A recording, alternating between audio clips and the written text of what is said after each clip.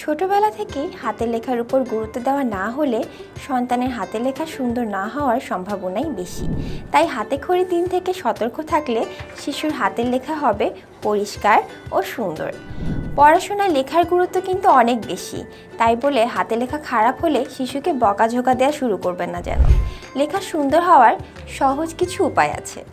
বিশেষজ্ঞরা মনে করেন হুটহাট করে শিশুকে হাতের লেখা শেখানো উচিত নয়। এটি শেখাতে হবে অনেক সময় ও যত্ন নিয়ে। লেখা একটি সূক্ষ্ম স্নায়বিক কাজ, তাই প্রথমেই শিশুকে লেখা না শিখিয়ে তার হাতে পেন্সিল তুলে দিয়ে 2 মাস আগে থেকে তাকে লেখার উপযুক্ত করে তৈরি করে নিতে হবে। সেক্ষেত্রে আমরা তাকে পেন্সিল তুলে দিয়ে এমনি নিজের মতো আঁকিবুকি করতে বলতে পারি।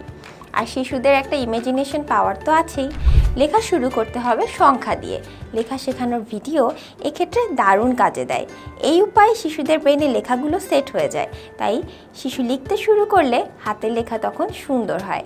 আমরা শিশুর সামনে অনুকরণ করার মতো সুন্দর হাতের লেখা দিতে পারি। এখন মার্কেটে অনেক ধরনের লেখা শেখানোর অক্ষর, ট্রেসিং পেপার, বুক পাওয়া যায়, যেগুলো শিশুকে কিনে দিতে পারি যাতে শিশু ট্রেসিংয়ের মাধ্যমে প্র্যাকটিস করতে পারে। ভিডিওর সঙ্গে বর্ণের সহজেই সাদৃশ্য খুঁজে পেতে শিশুকে প্লাস্টিকের বর্ণমালার সেটগুলো কিনে দিতে পারি।